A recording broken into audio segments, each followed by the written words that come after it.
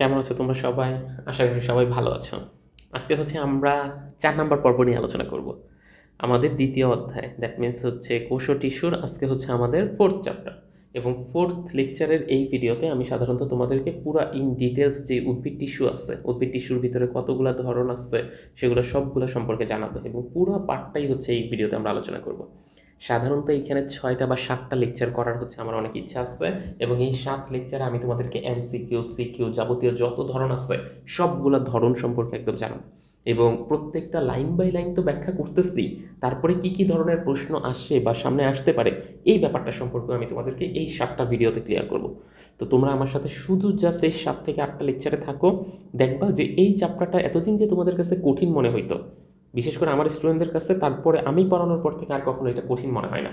তো তোমাদের কাছে এরপর আর কঠিন মনে হবে না, কারণ প্রত্যেকটা লাইনই আমি তোমাদেরকে ভেঙে দিচ্ছি।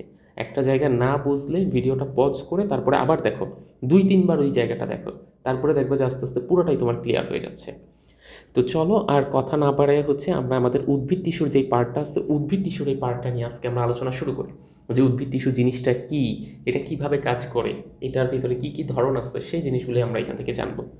একদম প্রথমেই যদি আমরা এখান থেকে জানতে চাই যে টিস্যু জিনিসটা কি, এই টিস্যু জিনিসটার পরে তারপর আমরা জানবো যে উদ্ভিদের ভিতর যেই টিস্যুটা আছে সেটা কি, তো আমরা তাইলে উদ্ভিদ টিস্যু নামে নামকরণ করব। টিস্যু জিনিসটা কি তোমরা তো হয়তো বা অনেকেই জানো যে যখন এরকম একটা আকারে থাকে আমাদের বডিতে, যখন একটা আকারে এরকম থাকে তখন আমরা এটাকে কি বলি? কোষ। এটা একটা ধরো যে ভিন্ন কোষ, এটা কোষের ভিতরে নিউক্লিয়াস। এইটা ধরো যে আবার আরেকটা কি, এটার পাশে আরেকটা ভিন্ন কোষ, এটা এটার নিউক্লিয়াস, এটার নিচের দিকে এরকম। তার মানে একটা কোষ নিয়ে তো আর কখনো একটা বডি হয় না। একটা কোষ নিয়ে কি কখনো একটা বডি হইতে পারে না? এরকম অনেকগুলো কোষ একসাথে মিললে তারপর একটা বডি হয়। তো যখন এরকম সিঙ্গেল সিঙ্গেল অবস্থায় থাকে, দ্যাট মিনস একটা একটা অবস্থায় থাকে, তখন এটার নাম কোষ। কিন্তু যখন এটা অনেকগুলো একসাথে থাকে তখন এই সবগুলোকে একসাথে আমরা কি বলবো? টিস্যু বলবো। তার মানে সিঙ্গেল অবস্থায় কোষ, একসাথে পুরোটাকে আলটিমেটলি যখন থাকবে তখন আমরা টিস্যু। তো এরকম উদ্ভিদের অনেকগুলা কোষের সমন্বয়ে যখন থাকে তখন এটাকে উদ্ভিদ টিস্যু বলা হয়। তো আসো আমরা এবার সংখ্যাটাকে একটু ক্লিয়ারিফিকেশন দিই। এটাকে সাধারণত আমরা 3টা ভাগে ভাগ করব। দেখো খেয়াল করো, এই টিস্যুর সংখ্যাটা, এই যে টিস্যু বা কলা বলে, এটাকে আমরা মোট 3টা ভাগে ভাগ করব। একই বা বিভিন্ন প্রকারের, এটা একটা একই বা বিভিন্ন প্রকারের একগুচ্ছ কোষ যখন একত্রিত হয়ে একটা কাজ করে এবং তাদের উৎপত্তিও যদি অভিন্ন হয় তাহলে তাদেরকে টিস্যু বা কলা বলে। লাইনটা কি বুঝতে পারছো? খেয়াল করো, আরেকবার বলতেছি। এইখানে সাধারণত যখন এরা একসাথে থাকবে, আমি 3টা পার্টি ভাঙতেছি আবার।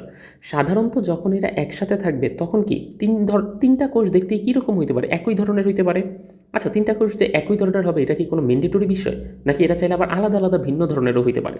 যেমন ধরো যে একটা এরকম লম্বাটে ধরনের, একটা এরকম গোল ধরনের, একটা ধরো যে এরকমভাবে নলাকার বা এরকমভাবে বিভিন্নটা বিভিন্ন ধরনের হইতে পারে না? তো সেইটাই বললো যে একই বা বিভিন্ন প্রকারের, বাট এরা কিন্তু একটা গুচ্ছ আকারে থাকবে।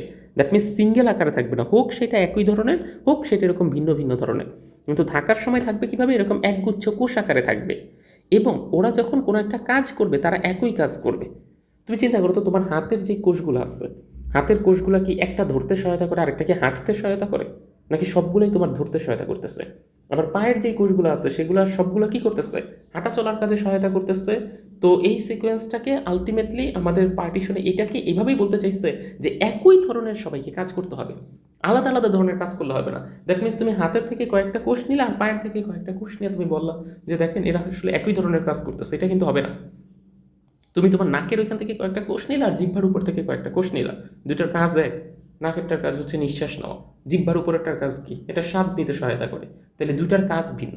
এই জন্য এরকম দুটা ভিন্ন ভিন্ন জায়গার থেকে অনেকগুলো কোষ নিলেই সেটাকে আলটিমেটলি টিস্যু বলা যাবে না। তাদেরকে কি করতে হবে? তাদের সবাইকে একত্রিত হয়ে একটা রকম কাজ করতে হবে। আবার তারা যখন তোমার জন্মের সময় একই জায়গার থেকে উৎপত্তি হইতে হবে। পায়ে তুমি চিন্তা করে দেখো তো, তোমার পায়ের কোষগুলা যেই জায়গা থেকে উৎপন্ন হয়েছে, হাতেরগুলো কি ওই জায়গা থেকে উৎপন্ন হয়েছে একদম ইনিশিয়াল স্টেজে? না, পায়েরগুলো একটা ভিন্ন পোর্শন থেকে, ধরো যে এইটা তোমার একদম ইনিশিয়াল স্টেজের অবস্থান ছিল, এই জায়গা থেকে যদি তোমার পায়ের কোষগুলো তৈরি হয়ে থাকে, এই জায়গা থেকে তোমার হাতের কোষগুলো তৈরি হয়েছে, তাহলে তাদের উৎপত্তিও কিন্তু সিমিলার না। আবার হাতের বলতে সবগুলো হাত কিন্তু এই জায়গা থেকেই তৈরি হয়েছে, পা বলতে সবগুলো পা কিন্তু এই জায়গা থেকেই তৈরি হয়েছে। কথা বুঝাইতে পারছি তো হিসাবটা? তাহলে প্রথম শর্তটা কি? এরা সব একই ধরনের হইতে পারে বা ভিন্ন ভিন্ন ধরনের হইতে পারে। একই বা বিভিন্ন প্রকারের কোষ একই ধরনের কাজ করবে আর একই জায়গা থেকে এদের উৎপত্তি হতে হবে। এই কয়েকটা হিসাব যদি এরা মিলাইতে পারো তাহলে তাদেরকে আমরা টিস্যু বা কলা বলবো। এখন এই টিস্যু বা কলা সাধারণত হচ্ছে দুই ধরনের, একটা হচ্ছে ভাজক টিস্যু বলা হয় আর একটাকে স্থায়ী টিস্যু বলা হয়। ভাজক টিস্যু জিনিসটা কি? নামের ভিতরে আছে ভাজক টিস্যু, দ্যাট মিনস যেই টিস্যু বিভাজিত হইতে পারে। আর স্থায়ী টিস্যু যেই টিস্যু বিভাজিত হইতে পারে না, ফিক্সড, একদম সারা জীবনের জন্য কি হয়ে যাচ্ছে, ফিক্সড হয়ে যাচ্ছে। একটা টিস্যু ধরো যে প্রথমে একটা কোষ ছিল, এইখানকার এইটা হচ্ছে এরকম টিস্যুর কোষ এবং এই কোষটা বিভাজিত হইতে পারে। এটা কি হইতে পারে? বিভাজিত হইতে পারে। এটা কি হইতে পারে? বিভাজিত হইতে পারে। এরকম যদি বিভাজন ক্ষমতা সম্পূর্ণ আলটিমেটলি টিস্যুর কোষগুলো হয় তাহলে সেটাকে আলটিমেটলি ভাজক টিস্যু বলা হয়। আর যদি কোনো একটা টিস্যুর যত বেশি বয়স যায়, তুমি চিন্তা করো একটা গাছ একদম কচি অবস্থায় আছে, তাহলে এটা প্রাইমারি স্টেজে কি হবে? বিভক্ত হবে। এবং এই স্টেজের এটার যতগুলা কোষ আছে এটা কিন্তু বড় হইতে হবে আস্তে আস্তে এই গাছটাকে। তার মানে এই গাছটা একদম যখন ছোট, আমি যদি একটু আঁকার চেষ্টা করি, এই গাছটাকে এরকম একটা বড় যদি বৃক্ষ হইতে হয় তাহলে এটার কোষগুলোকে কি করতে হবে? আজকে বিভাজিত হইতে হবে, হইতে হইতে হইতে হইতে তারপর না এটা এরকম একটা বড় গাছে পরিণত হবে। তাহলে এই যে এটার যে কোষগুলো আছে এই কোষগুলোকে সবগুলো যেহেতু বিভাজন ক্ষমতা সম্পন্ন, তার মানে এইখানকার ওদের টিস্যুগুলোকে বলবো ভাজক টিস্যু। কিন্তু একটা গাছ যখন অনেক বেশি বড় হয়ে গেছে, অনেক বেশি বয়স, ধরো যে 200-250 বছর, তখন এইটার বাহিরের দিকে অনেকগুলো কোষ দেখা যায় যে আর কোনোদিন বিভাজিত হয় না, এগুলো ফিক্সড হয়ে যায়, এগুলোর ওই পর্যন্তই সীমা। তো এই কোষগুলোকে বা এই টিস্যুগুলোকে আলটিমেটলি বলা হয় স্থায়ী টিস্যু, যেটা আর কখনো কি হয় না? বিভাজিত হয় না। তাহলে টিস্যুর ভিতর দুইটা ক্যাটাগরাইজেশন আছে, এক ধরনের টিস্যু বিভাজিত হওয়ার সক্ষমতা আছে, আরেক ধরনের টিস্যুর বিভাজন হওয়ার কি নেই? সক্ষমতা নেই। সাধারণত কচি অবস্থায় যেগুলো থাকে সেগুলো বিভাজিত হইতে পারে, আর যেটার যত বেশি বয়স যায়, বয়স যাইতে যাইতে অনেক বেশি এরকম বয়স্ক হয়ে যায়, সেটা তখন বিভাজন হইতে পারে না। তো সেইটাকে বলা হচ্ছে স্থায়ী টিস্যু। তো এই কথাটা আমাদেরকে বলছে ভাজক টিস্যুর কোষগুলো বিভাজনে সক্ষম, কিন্তু স্থায়ী টিস্যুর কোষগুলো কখনো বিভাজিত হইতে পারে না। এরপরে আবার আমাদের দেখো স্থায়ী টিস্যু যেটা আছে, এইটাকে আবার আমরা কয়টা ভাগে ভাগ করতে পারি? এটাকে হচ্ছে আমরা আবার তিনটা ভাগে ভাগ করতে পারি। একটা হচ্ছে সরল টিস্যু, জটিল টিস্যু, আর একটা হচ্ছে নিঃস্রাবী বা ক্ষরণকারী টিস্যু। তাহলে প্রথম যদি আমি তোমাকে একটু হিসাবটা দেখাই। প্রথমে আমাদের এখানে কি ছিল? টিস্যু ছিল। এই পার্টটা একটু খেয়াল রেখো, প্রথমে টিস্যু, এটার দুইটা ধরন, একটা হচ্ছে ভাজক আর একটা হচ্ছে কি স্থায়ী টিস্যু।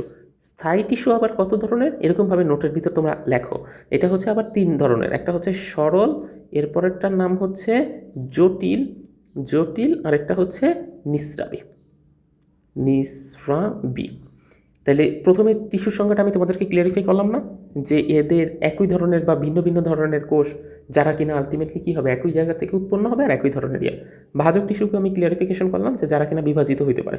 স্থায়ী টিস্যুকে বললাম যারা কিনা আর কখনো কী হবে না? বিভাজিত হবে না। সরল টিস্যুকে, এবার এই সরল টিস্যুটাকে আলটিমেটলি আসো আমরা একটু ভাঙি। এটা কি? নামের ভিতরে আছে, এটা হচ্ছে সরল টিস্যু। তার মানে এই ধরনের টিস্যু কী হবে বলো তো দেখি? এই ধরনের টিস্যুর যেই গঠনটা থাকবে, এখানে সবগুলো টিস্যু দেখতে একই ধরনের হবে। এইখানকার এইটা দেখতে যেরকম হবে, এইটা দেখতেও ওই একই হবে, এইটা দেখতেও ধরো যে চারকোনা হইতেছে, তাহলে সবগুলো দেখতেই ভাই কীরকম হবে? চারকোনা হবে। সরল টিস্যুর মধ্যে আহামরি কোনো প্যাচ নাই, এটা দেখতে একই রকম। আর জটিল নামটার ভিতরে আছে, তার মানে এই ধরনের টিস্যুর সবগুলো দেখতে একই রকম হবে না। এই ধরনের টিস্যুর ধরো যে কোনোটা হচ্ছে দেখতে এরকম চারকোনা, কোনোটা দেখতে হচ্ছে এরকম গোল, তোমরা দেখবা জটিল টিস্যু ডিয়ারতে, আবার কোনোটা এরকম আলাদা আলাদা। আচ্ছা আমি যদি একটু দেখাই তোমাকে, দেখো এই যে এই টিস্যুটার গঠন দেখতে সবগুলো কি একই রকম না? তার মানে এটা কোন ধরনের টিস্যুর উদাহরণের ভিতর পড়বে? সরল টিস্যু। তারপরে এইটার সবগুলো দেখতে কি এরকম একই রকম না? দ্যাট মিনস এটা সরল টিস্যু। এইগুলো দেখতে কি একই রকম না?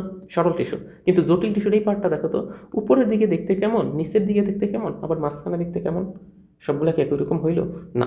দ্যাট মিনস এই যে এই জায়গায় যে সবগুলো একই রকম হইল না, এটাকে বলা হচ্ছে জটিল টিস্যু।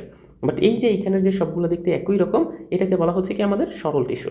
তাহলে সরল টিস্যুর ভিতর দেখতে সবগুলো একই রকম হবে, আর জটিল টিস্যুর ভিতর সবগুলোর গঠন কি হবে না? একই রকম হবে না। আর আরেক ধরনের টিস্যু আছে যেটাকে আমরা বলি নিঃস্রাবী টিস্যু। নিঃস্রাবীর একটা বাংলা মিনিং আছে, এটার বাংলা মিনিংটা তোমাকে এইভাবে বলা হয় যে ক্ষরণকারী টিস্যু। ক্ষরণকারী টিস্যু। ক্ষরণকারী টিস্যুটার সম্পর্কে যদি তোমরা একটু জানো, আমি দুইটা দাগই তোমাকে দিয়ে দিচ্ছি। এটা এই ক্ষরণকারী টিস্যুটার কনসেপ্ট হচ্ছে যে কোনো, এটা ধরো যে এরকম একটা কোষ আছে, যদি এখানে একটু আঁকা দিই, এইখানে একটা কোষ আছে, এইখানে এরকম একটা কোষ আছে, এই কোষ থেকে না এরকম তরলের মতো বের হয়। এটার ভিতর থেকে কি বের হয়? ছোট্ট ছোট্ট এরকম ফোটায় ফোটায় তরল বের হচ্ছে, যেটা কিনা রক্তের সাথে মিশে এরকম ফোটায় ফোটায় আকারে কাজ করতেছে। নিঃস্রাবী বা ক্ষরণকারী টিস্যু শব্দের অর্থই হচ্ছে এটার ভিতর থেকে কোনো একটা তরল পদার্থ খরিতে হবে। দ্যাট মিনস এটার মধ্যে থেকে কোনো একটা তরল পদার্থ কী হবে, রিলিজ হবে বা বের হবে। এটা কি বলা হচ্ছে, নিঃস্রাবী বা ক্ষরণকারী টিস্যু। তাহলে আমরা প্রথম থেকে একটু বলি, টিস্যু সম্পর্কে জানছি, টিস্যুর ভিতর দুইটা ধরন, ভাজক টিস্যু, স্থায়ী টিস্যু, এটা সম্পর্কেও জানছি। তারপরে এটার আবার স্থায়ী টিস্যুর তিনটা ভাগ, সরল টিস্যু, জটিল টিস্যু, আর এটা হচ্ছে নিঃস্রাবী বা ক্ষরণকারী টিস্যু। এই পার্টের ভিতর আমরা এই ক্ষরণকারী টিস্যু সম্পর্কে, বা যেই টিস্যু থেকে কোনো রস বা তরলের মতো চুয়ে চুয়ে পড়ে, এটার সম্পর্কে আলোচনা করব না। আমরা শুধু সরল টিস্যু কি এটা সম্পর্কে একটু জানার চেষ্টা করব, আমরা শুধু জটিল টিস্যু কি এটা সম্পর্কে একটু জানার চেষ্টা করব। এই নিঃস্রাবী বা ক্ষরণকারী টিস্যু যেটা থাকবে, এটা হচ্ছে আমাদের এই 9-10 লেকচারে নাই। তো এটা কি তোমাকে বললো স্থায়ী টিস্যু। প্রথমে টিস্যু বললো, টিস্যু দুই প্রকার, ভাজক টিস্যু, স্থায়ী টিস্যু। স্থায়ী টিস্যু হচ্ছে আবার 3 প্রকার, এটার ভিতরে আছে সরল টিস্যু, জটিল টিস্যু, আর একটা হচ্ছে নিঃস্রাবী বা ক্ষরণকারী টিস্যু। আর এইখানে আমাদের এই বইতে সরল টিস্যু আর একটা হচ্ছে কি জটিল টিস্যু নিয়ে আলোচনা করা হবে, নিঃস্রাবী বা ক্ষরণকারী টিস্যু নিয়ে তোমাকে এখানে বিস্তারিতভাবে বলা হবে না। তাহলে কনসেপ্টটাকে তোমরা বুঝতে পারছো নাকি বেশি জটিল করে বললাম? আমি একটু বারবার বলতেছি যাতে করে তোমাদের এই জায়গাটা ক্লিয়ার হয়। এখন আসো, প্রথমে আমাদের যে টপিকটা আছে সরল টিস্যুটা সম্পর্কে আমরা একটু বিস্তারিতভাবে জানার চেষ্টা করব, যে সরল টিস্যু কি, কয় ধরনের, কি কি প্রকার সেটা। যে স্থায়ী টিস্যু, এই যে দেখো সরল টিস্যু কিন্তু ওয়ান কাইন্ড অফ স্থায়ী টিস্যুরই একটা পার্ট। সরল টিস্যু, এখানকার সরল টিস্যু, এই যে এটা স্থায়ী টিস্যুরই কিন্তু একটা পার্ট। দ্যাট মিনস স্থায়ী টিস্যুর ভিতরে কি ক্লাসিফিকেশনে কি আছে, সরল টিস্যু আছে। এই জন্য নামটা বলতে, যে স্থায়ী টিস্যুর প্রত্যেকটা কোষ আকারের দিক থেকে বলো, আকৃতির দিক থেকে বলো, বা গঠনের দিক থেকে বলো, এগুলো দেখতে অভিন্ন, মানে একই রকম। অভিন্ন শব্দের অর্থ কি, একই রকম হবে। কি কি দিক থেকে, একটা হচ্ছে আকারের দিক থেকে, একটা হচ্ছে আকৃতির দিক থেকে, আরেকটা হচ্ছে গঠনের দিক থেকে। সবগুলো দেখতে একই রকমের হয়, একই রকম, তাহলে হচ্ছে আলটিমেটলি ওই ধরনের টিস্যুকে সরল টিস্যু বলা হয়, যেটা তোমাকে একটু আগেই দেখাইছি যে সরল টিস্যু জিনিসটা কি। এবং এইটা হচ্ছে কোষের প্রকৃতির উপর ভিত্তি করে এই সরল টিস্যুকে আবার তুমি 3 ভাগে ভাগ করতে পারো। দ্যাট মিনস সরল টিস্যুর এরকম 3টা ক্লাসিফিকেশন থাকবে। এটা যদি একটু মুছে ফেলি, তাহলে সরল টিস্যুকে আমরা আবার কয়টা ভাগে ভাগ করতে পারতেছি, 3টা। একটা, 2টা, আর একটা হচ্ছে সরল টিস্যুরই আরেকটা পার্ট হচ্ছে 3টা। তাহলে প্রথম ভাগের নিচে লেখো প্যারেনকাইমা, 2 নম্বরের নিচে লেখো কোলেনকাইমা, আর 3 নম্বরের নিচে লেখো স্ক্লেরেনকাইমা। এটা কি তোমাকে বললো, সরল টিস্যুকে আবার তুমি চাইলে 3টা ভাগে ভাগ করতে পারো। প্যারেনকাইমা আমরা দেখবো, এখনই দেখবো প্যারেনকাইমা জিনিসটা কি, পরের লেকচারে দেখতেই পাচ্ছ প্যারেনকাইমা চলে আসছে অলরেডি। তো প্যারেনকাইমা জিনিসটা কি, কোলেনকাইমা জিনিসটা কি, আর স্ক্লেরেনকাইমা জিনিসটা কি, এই 3টা পার্টই হচ্ছে আমরা দেখবো। তাহলে সরল টিস্যুকে আবার কয়টা ভাগে ভাগ করলাম, 3টা, প্যারেনকাইমা, কোলেনকাইমা, আর একটা হচ্ছে the third one is sclerenchyma. এবার আসো আমাদের প্রথম যে টপিক প্যারেনকাইমা, এটা দেখি, তারপরে কোলেনকাইমা দেখবো, তারপরে স্ক্লেরেনকাইমা দেখবো। প্রথম পার্টের ভিতর যেটা আছে সেটাকেই হচ্ছে আমাদের প্যারেনকাইমা বলা হচ্ছে। এবং প্যারেনকাইমা জিনিসটা কি সেটাকে একদম প্রথমে যদি আমরা একটু দেখতে চাই, তাহলে বলতে পারবো কি, প্যারেনকাইমার যেই মানে কোষের টিস্যুর যেই গঠনটা, এটা সাধারণত উদ্ভিদের প্রায় সব জায়গায় তুমি দেখতে পারবা। মানে উদ্ভিদের বডির একটা জায়গায়, ধরো যে তোমাকে একটা গাছ যদি আমি আঁকি, এটা হচ্ছে আমাদের একটা গাছ, এই গাছের কোথায় দেখতে পাবা আর কোথায় দেখতে পাবো না এমন না, প্রায় সব অঞ্চলে গাছের পাতা বলো, ডাল বলো, এই কাণ্ড বলো, মূল বলো, সবগুলো জায়গায় আলটিমেটলি হচ্ছে প্যারেনকাইমার এই উপস্থিতি তুমি দেখতে পারবা। ক্লিয়ার? তুমি প্যারেনকাইমার উপস্থিতি তুমি হচ্ছে গাছের একটা জায়গা, গাছের প্রায় সব জায়গায় দেখতে পাওয়া যায়। এই টিস্যুর কোষগুলো সবগুলো দেখতে জীবিত, খেয়াল রাখো এদের যে বৈশিষ্ট্যগুলো বলি, তোমাকে কিন্তু পরীক্ষায় এই চিত্রটা দিয়ে দিবে, এবং এইটা দিয়ে তারপরে বলবে যে এইটার গঠনগুলো লেখো, এবং তখন তোমাকে বৈশিষ্ট্যগুলো সম্পর্কে জানতে হবে। এইটার ভিতরে সাধারণত যে কোষগুলো থাকে, যে এখানকার যে কোষগুলো দেখতে পাচ্ছ, এই কোষগুলো কিন্তু সবগুলোই জীবিত ধরনের। জীবিত বলতে কি বুঝেছে, কারণ এইটার ভিতরে প্রোটোপ্লাজম থাকে। আমি তোমাকে একটু আগে বলি, তারপর আমি তোমাকে ওইটার সাথে মিল করে দিচ্ছি। এইটার ভিতরে, টিস্যুর ভিতরের এইটার প্রোটোপ্লাজমটা থাকতেছে, এটা কিন্তু নিউক্লিয়াস মাঝখানের, এবং এই নিউক্লিয়াসের চারপাশে হচ্ছে প্রোটোপ্লাজম থাকতেছে। কোনো একটা কোষের মধ্যে যদি প্রোটোপ্লাজম থাকে, তাহলে সেই কোষটা অলওয়েজ জীবিত হবে। সেই কোষটা কীরকম হবে, জীবিত হবে। আর এই যে এটার বাইরের দিকে যে প্রাচীরটা দেখতেছো না, এই যে এটার বাইরের দিকে যে প্রাচীরটা, এটা কিন্তু খুব বেশি মোটা না, জাস্ট সিঙ্গেল, দেখো একটা দাগে এটা আলটিমেটলি হয়ে গেছে। এই জন্য এটা খুব বেশি মোটাও না, আবার খুব বেশি একদমই পাতলা, মানে মিডিয়াম সাইজেরও না, পাতলা। এই জন্য আমাদেরকে বললো কি, এই টিস্যুর কোষগুলো জীবিত, সবগুলা জীবিত, সবগুলো দেখতে সমবেশীয়। গোলের সিকোয়েন্সে দেখো তো, কোনোটা কি খুব বেশি গোল মনে হচ্ছে, আবার কোনোটা কি খুব কম গোল মনে হচ্ছে, নাকি দেখে আপনার মনে হইতেছে যে সবগুলো একই সাইজেরই গোল, এটাও যতটা গোল, এটাও ততটুকু গোল, এটাও ততটুকু গোল, এরকম সবগুলো একই গোল। দ্যাট মিনস সবগুলোর আমরা বলতে পারি ডায়ামিটার যা, বা এর যে ব্যাস আছে, এই ব্যাসটা কীরকম, সবগুলোর সিমিলার, আলাদা আলাদা না। এই জন্য সবগুলো সমবেশীয়, পাতলা একটা প্রাচীরযুক্ত, বাইরের দিকে থাকবে, এবং ভিতর পুরোটা প্রোটোপ্লাজম দিয়ে পূর্ণ থাকবে। তাহলে এই 4টা বৈশিষ্ট্য বুঝতে পারছো তো, যে প্রথমে জীবিত বলতে বুঝাইছে, জীবিত কথাটা সাধারণত আমি হইলে এটা প্রোটোপ্লাজমের সাথে লাগতাম, যে সবগুলা কোষের ভিতর আলটিমেটলি প্রোটোপ্লাজম আছে, যার কারণে সবগুলা কোষ জীবিত, সবগুলা কোষের বাহিরের দিকের ব্যাস সমান, এবং এটা হচ্ছে বাহিরে যে প্রাচীরটা থাকে সেটা খুবই পাতলা প্রাচীরযুক্ত। এই টিস্যুতে বলছে আন্তঃকোষীয় ফাঁকা স্থান থাকে। এই আন্তঃকোষীয় ফাঁকা স্থান বলতে বেসিক্যালি কি মিন করে, এই যে দেখো এইটা একটা কোষ, এইটা একটা কোষ, আর এইখানে যে আরেকটা কোষ, এই তিনটা কোষের মাঝখানের যে জায়গাটা, এই যে মাঝখানের যে জায়গাটা, এই জায়গাটা কি ফাঁকা না? এই জায়গাটা কীরকম, এই জায়গায় কিছু আসছে নাকি এই জায়গাটা ফাঁকা? এই ফাঁকা স্থানটা কি বলা হচ্ছে তোমাকে আন্তঃকোষীয় ফাঁকা স্থান। তাহলে এইরকম এই ধরনের ইয়াতে কিন্তু এটা দেখতে পাবা। এটার ভিতরে দেখো তো, এই যে তিনটা কোষ, তিনটা কোষের মাঝখানে কোনো এরকম আন্তঃকোষীয় ফাঁকা স্থান আছে না। এই জন্য সাধারণত বলা হয়েছে যে এইটার মধ্যে এরকম আন্তঃকোষীয় কী হইতে পারে, ফাঁকা স্থান দেখতে পাওয়া যায়। কোষ প্রাচীর পাতলা আগেই তো বললাম, এবং এটা সেলুলোজ নামক শুধু একটা উপাদান দিয়ে গঠিত। খেয়াল করো, এটা শুধু সেলুলোজ, সেলুলোজের সাথে কিন্তু অন্যান্য কোনো উপাদান নাই। আর এসব কোষে যখন ক্লোরোপ্লাস্ট থাকে তখন এই কোষের নাম হয়ে যায় ক্লোরেনকাইমা। আর জলজ উদ্ভিদের বড় বড় বায়ুকুঠুরি, দ্যাট মিনস ওই যে যেই উদ্ভিদগুলো জলে থাকে, এখন পানির নিচ, এটা তো ধরো পানি, এটা তো হচ্ছে ধরো যে উদ্ভিদটা, উদ্ভিদের মধ্যে এরকম একটা ফাঁকা জায়গা থাকে, এই ফাঁকা জায়গাটাকে বলা হচ্ছে ওর বায়ুকুঠুরি। তো ও কী করে, এই বায়ুকুঠুরির ভিতরে বাতাস আগে থেকে জমা রাখে। এই জন্য বলতে জড় উদ্ভিদের এই বড় বড় বায়ুকুঠুরিযুক্ত প্যারেনকাইমাকে নাম হয়ে যাবে অ্যারেনকাইমা। তোমার দুইটা পরীক্ষায় প্রশ্ন আসবেই আসবে অবজেক্টিভে। একটা হচ্ছে যে যদি প্যারেনকাইমার ভিতর ক্লোরোপ্লাস্ট থাকে তাহলে এটার নাম কি বলা হয়, ক্লোরোপ্লাস্ট থাকে তাহলে এটার নাম ক্লোরেনকাইমা। আর জলজ উদ্ভিদের যদি বায়ুকুঠুরিযুক্ত যে প্যারেনকাইমা আছে সেইখানে থাকলে এটার নাম হয়ে যাবে অ্যারেনকাইমা। একটা হচ্ছে কোলেনকাইমা আর একটা অ্যারেনকাইমা।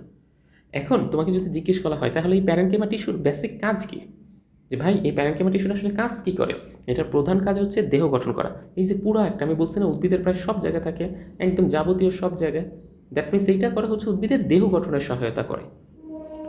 এছাড়াও এটা খাদ্য প্রস্তুত বলো, তারপরে হচ্ছে খাদ্য সঞ্চয় বলো, খাদ্যদ্রব্য পরিবহন বলো, এই কাজগুলো এটা করে।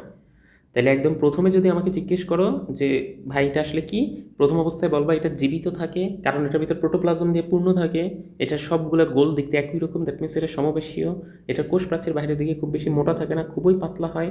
তারপরে বলছে যে এটার ভিতরে যখন থাকে ক্লোরোপ্লাস্ট থাকলে তখন এটার নাম হয়ে যায় ক্লোরেনকাইমা।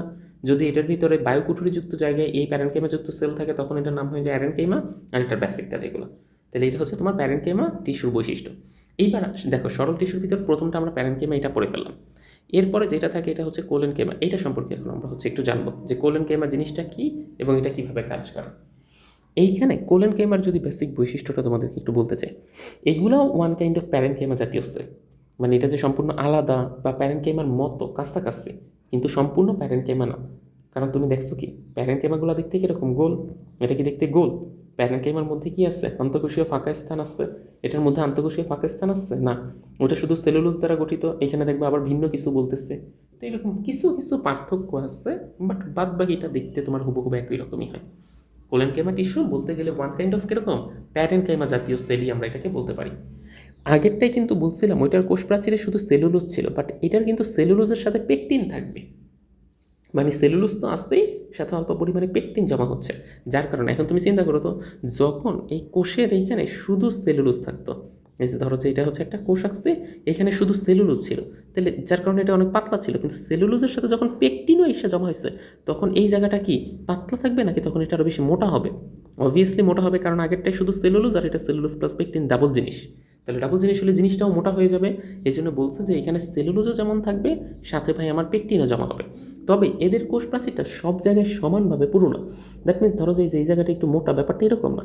এদের এই যে কোণা আছে এইগুলা, এই জায়গাগুলোতে হচ্ছে সাধারণত একটু বেশি মোটা, তারপরে এটা এরকম হালকা চিকন, আবার এই কোণাটা গিয়ে অনেক বেশি কী হবে, মোটা হবে। এই কোণাটা মোটা হবে, আবার এটা হবে কি হবে, এরকম পাতলা হবে, এরকমভাবে, মানে সব জায়গায় সমানভাবে না। এই জায়গাটা পাতলা, এই জায়গায় গিয়ে অনেক বেশি গাঢ় এরকম মোটা হয়ে গেছে। এটাকেই বলা হচ্ছে এদের কোষ প্রাচীরটা অসমভাবে পুরু। দ্যাট মিনস সব জায়গায় সমানভাবে আলটিমেটলি কি না, পুরু না। এবং এদের কোণাগুলো ওই যে যেটা বললাম যে এই সাইডের যেই কোণা আসছে এবং এই সাইডের যেই কোণা আসছে, এই কোণাগুলো অনেক বেশি পরিমাণে কি থাকবে, মোটা থাকবে সবগুলা কোণা। এই যে তুমি যদি এখানে খেয়াল করো, এই যে এই কোণাটা, কারণ এই জায়গাগুলোতে পেকটিন জমা হয়েছে। এই যে এই কোণাটা, কারণ এই জায়গাটাতে পেকটিন জমা হয়েছে। এই যে এই কোণাগুলো, এরকম কোণাগুলো পুরো থাকে, কিন্তু বাদ বাকি জায়গাগুলো না। তাহলে কোষ প্রাচীরের কিন্তু সবগুলো জায়গা মোটা হইল না। খেয়াল করে দেখছো, এখানে কিন্তু সবগুলো জায়গা কি হইল না, মোটা হইল না। কিছু কিছু জায়গা মোটা, কিছু কিছু জায়গা চিকন, এটাকে অসমভাবে পুরো বলতে চাইল। এবং এটা এরকম হয়। এই টিস্যুর কোষগুলো দেখতে লম্বাটে এবং সজীব, দ্যাট মিনস এগুলোও সব জীবিত, আগেরটাও জীবিত ছিল কিন্তু আগেরটা লম্বাটে ছিল না, পার্থক্য আকারে পড়ল, তাইলে এটা মনে থাকবে। এই কোষগুলো দেখতে লম্বাটে এবং সজীব, এদের ভিতরে প্রোটোপ্লাজম পূর্ণ কোষ থাকে, এই জন্য এরা সজীব দিয়ে তৈরি। এদের আন্তঃকোষীয় ফাঁকা স্থান থাকতে পারে বলছে, শব্দটা থাকে বলে না, দ্যাট মিনস আমাদের এই চিত্র যেটা দিচ্ছে এটার ভিতর নাই, কিন্তু এদের মধ্যে টাইপের কিছু কিছু আছে যেগুলোর মধ্যে আন্তঃকোষীয় ফাঁকা স্থান কী হতে পারে, থাকতে পারে। কোষ চৌকোনাকার হয়, কোনোটা সরু হয়, তির্যক হয়, যে কোনা বের হয় না, এগুলো বলতে চাইছে। এই টিস্যুর প্রধান কাজ হচ্ছে খাদ্য প্রস্তুত করা এবং দেহকে দৃঢ়তা প্রদান করা, দ্যাট মিনস দাঁড়িয়ে থাকতে সহায়তা করা। এটা যখন একটা গাছের ভিতর থাকে ওই গাছটা এরকম লম্বালম্বিভাবে সোজা করে অবস্থান করতে পারে, এটি হচ্ছে এটার বেসিক কাজ, এটা হচ্ছে প্রধান কাজ। তাহলে এই টিস্যুর প্রধান কাজ হচ্ছে কি বলবো আমরা, খাদ্য প্রস্তুত করা আর উদ্ভিদকে দাঁড়িয়ে থাকতে সহায়তা করা। এটা পাতার যে শিরা আছে বা পত্রবিন্দু এই জায়গাগুলো দেখতে পাওয়া যায়। যেমন ধরো যে এটা হচ্ছে একটা পাতা, এই পাতার এই যে মাঝখানের যে শিরাগুলো থাকে, এই যে শিরা, এই শিরার জায়গায় তুমি আলটিমেটলি এই ক্লোরেনকেমা দেখতে পাবা। বা এই যে একদম লাস্টের যে পত্রবিন্দু যেটা আসছে এই জায়গাতেই তুমি হচ্ছে এই ক্লোরেনকেমা দেখতে পারবা। এই জায়গাগুলো শক্ত হয় সাধারণত, যেই জায়গায় কোলেনকেমা থাকে ওই জায়গাগুলো দেখতে নরম হয় না, প্যারেনকেমা দেখতে সাধারণত নরমের মতো হয়, কিন্তু কোলেনকেমা দেখতে সাধারণত অনেকটাই কী হয়, শক্ত হয়। তো এইটাকেই বললো যে সাধারণত পাতার শিরাতেও তুমি দেখতে পারবে এরকম, বা পত্রবিন্দু, এই যে এটাকে বলা হয় পত্রবিন্দু, আর এইটাকে বলা হচ্ছে পাতার শিরা। এই শিরাতেও দেখতে পাওয়া যায় বা পত্রবিন্দু এটাকে দেখতে পাওয়া যায়। কচি বা নমনীয় কাণ্ড, যেমন হচ্ছে কুমড়া আর দণ্ডকলস, এটা তো প্রত্যেকবার পরীক্ষায় আসে বোর্ডে। কুমড়া আর দণ্ডকলসের ক্ষেত্রে এই টিস্যু দৃঢ়তা প্রদান করে। তারপরে হচ্ছে এই টিস্যুতে যদি ক্লোরোপ্লাস্ট থাকে তখন এটা খাদ্য প্রস্তুত করবে, আদারওয়াইজ তোমরা জানো যে প্লাস্টিডের কাজই হচ্ছে কি, ক্লোরোপ্লাস্টের বেসিক কাজই হচ্ছে এটা খাদ্য তৈরিতে সহায়তা করে, এই জন্য ক্লোরোপ্লাস্ট থাকলে এটা খাদ্য তৈরি করবে, এটা খুব কমন কথা।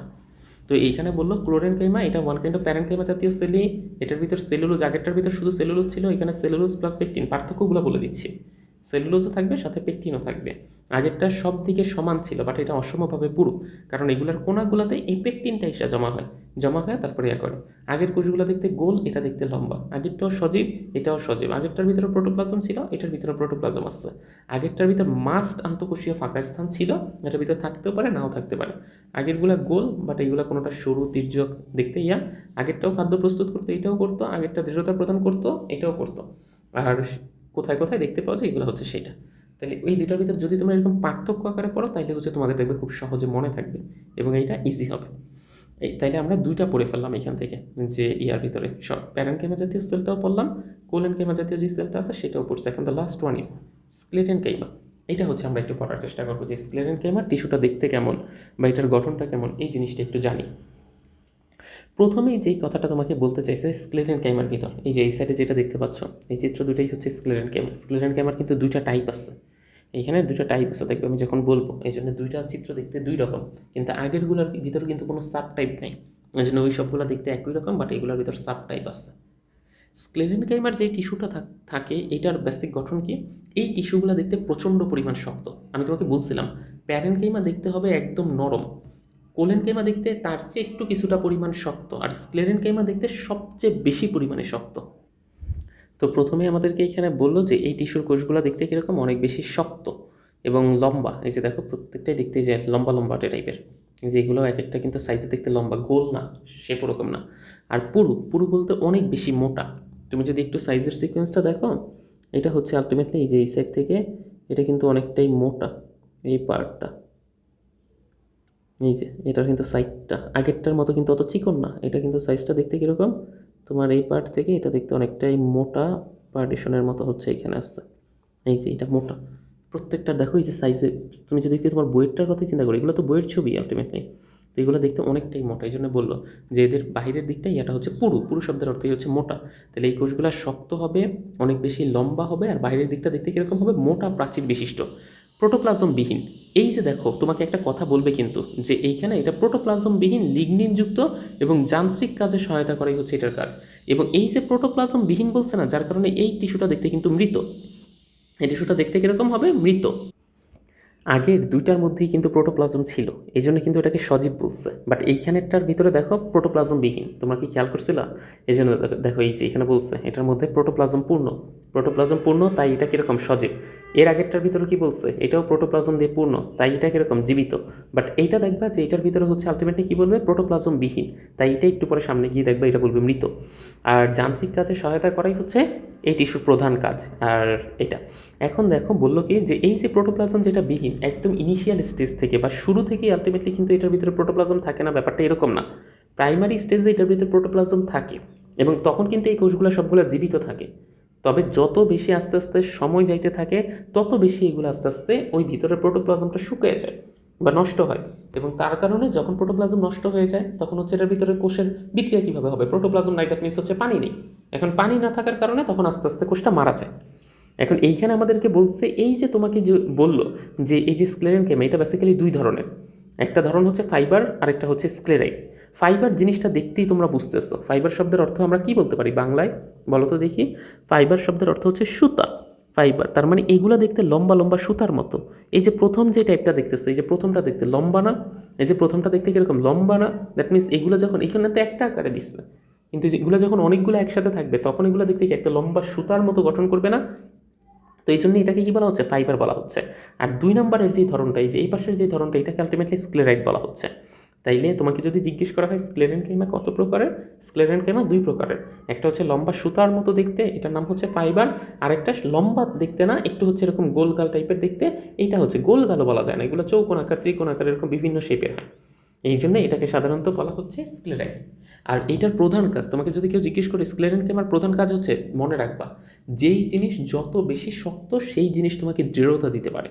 দ্যাট মিনস আগেরটাও দেখো কোলেনকাইমা, এটাও কিন্তু দৃঢ়তা দিতে পারে, উদ্ভিদকে দৃঢ়তা প্রদান করে স্ক্লেরেনকাইমা, কারণ এটাও কিন্তু কিছুটা শক্ত, আমি তোমাকে বলছি এটাও কিন্তু তুলনামূলক কিছুটা শক্ত, দ্যাট মিনস এটা তোমাকে দৃঢ়তা প্রদান করবে। এবং পানি আর খনিজ লবণ পরিবহন করা এটার হচ্ছে প্রধান কাজ এই সিকোয়েন্স থেকে। এখন আসো আমরা এটার যে দুইটা ভাগ আসছে, দ্যাট মিনস হচ্ছে ফাইবার, এই ধরনটা সম্পর্কে আমরা একটু জানি, আরেকটা ধরন যে স্ক্লেরাইড এটা সম্পর্কে একটু জানি। ফাইবার আমি তোমাকে ফার্স্টেই বলছি এটা হচ্ছে সুতা, তাহলে সুতা কীরকম হবে ভাই, দীর্ঘ হবে। তোমাকে এই স্ক্লেরেনকাইমার একটা টাইপই তো হচ্ছে এই ফাইবার, তাহলে স্ক্লেরেনকাইমা যদি শক্ত হয় পুরু হয় তাহলে ফাইবার দেখতে কীরকম, শক্ত আর পুরু হবে। ফাইবারের তুমি একটু খেয়াল করে দেখছো এইটার যে এই সাইডের যে দুইটা প্রান্ত আছে, এই প্রান্তগুলো দেখতে কেমন, এই প্রান্তগুলো দেখতে কিন্তু চুক্ষা, এই যে সরু সুচালো ইয়ার মতো, এই জন্য বলছে এটা দুইটা প্রান্ত দেখতে এরকম সরু হবে। তবে কখনো কখনো ভোঁতাও হইতে পারে, মানে যখন সময় অনেক বেশি কেটে যাবে তখন এই মাথাটা এরকম ভোঁতার মতো হয়ে থাকবে। এটা প্রাচীরের গায়ে ছিদ্র থাকে ভিতরে মাঝখান দিক দিয়ে, এটার গায়ে এই ছিদ্রকে কূপ বলা হয়। এগুলো অবস্থান এবং গঠনের উপর ভিত্তি করে এদের বিভিন্ন নাম দেওয়া হয়, যেমন বলছে বাস্ট ফাইবার, তারপরে সারফেস ফাইবার যদি একদম উপরের দিকে থাকে, জাইলেম ভিতরে থাকলে এটা জাইলেম তন্তু বা কাষ্ঠতন্তু, এরকম ভিন্ন ভিন্ন আলাদা নাম আছে। বাস্ট ফাইবার যেমন একটা নাম, সারফেস ফাইবার একটা যেমন নাম, জাইলেম বা কাষ্ঠতন্তু হচ্ছে ভিন্ন আরেকটা নাম। তাহলে বুঝাইতে পারছি তো, এটা দেখতে মোট কথা হচ্ছে ফাইবার দেখতে তুমি জাস্ট এইটুকু মনে রাখলেই হবে, ফাইবার দেখতে লম্বা দীর্ঘ। এটা স্ক্লেরেনকাইমার টাইপ, দ্যাট মিনস স্ক্লেরেনকাইমা যেহেতু মৃত এটাও মৃত, স্ক্লেরেনকাইমার যেহেতু মোটা প্রাচীর থাকে এটারও মোটা প্রাচীর থাকবে, স্ক্লেরেনকাইমা যেহেতু শক্ত এটাও শক্ত হবে। আবার এইটার দুইটা যে প্রান্ত আছে এই প্রান্ত দুইটা চুক্কাও হইতে পারে, এই প্রান্ত দুইটা কীরকম হইতে পারে, ভূতাও হইতে পারে। আর এদের গায়ে এরকম ছোটো ছোটো ছিদ্রের মতো থাকে, এরকম ছোটো ছোটো ছিদ্র থাকার কারণে এদেরকে কূপ বলা হয়। তাহলে স্ক্লেরেনকাইমার গঠন তো বুঝাইতে পারলাম, বুঝতে পারছো স্ক্লেরেনকাইমার ভিতর যে ফাইবার টাইপটা এটার গঠন আশা করি যে তোমরা পারবা। এটা এবার আসলে স্ক্লেরাইডের যে গঠনটা এটা সম্পর্কে আমরা একটু দেখি।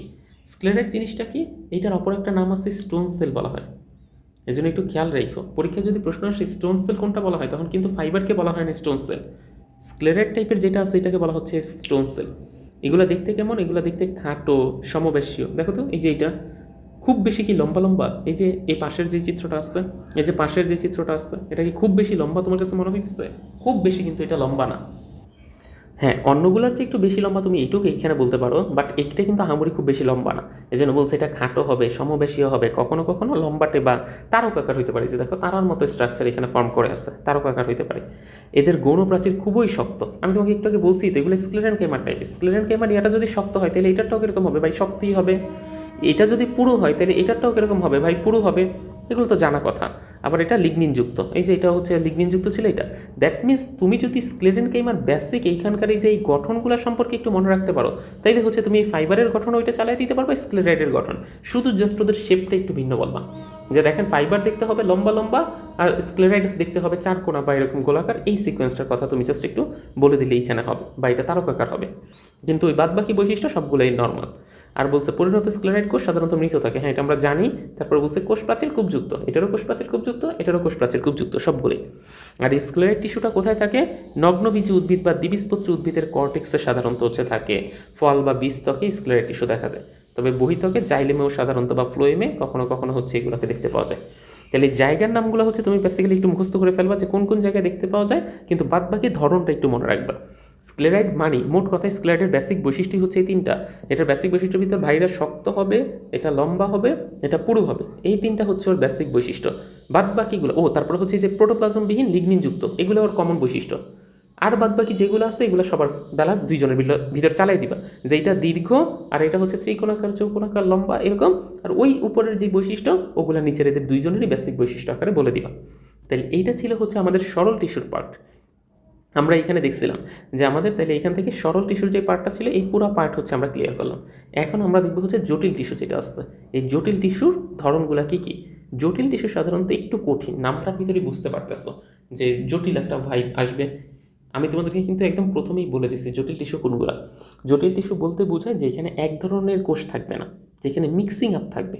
দ্যাট মিনস একাধিক ধরনের কোষ মিললে ওরা একটা টিস্যু হবে, ওরা একই ধরনের কাজ করবে। এই ধরনের টিস্যুকে সাধারণত আমরা জটিল টিস্যু বলবো। ক্লিয়ারলি বুঝাইতে পারলাম তো জটিল টিস্যু কি?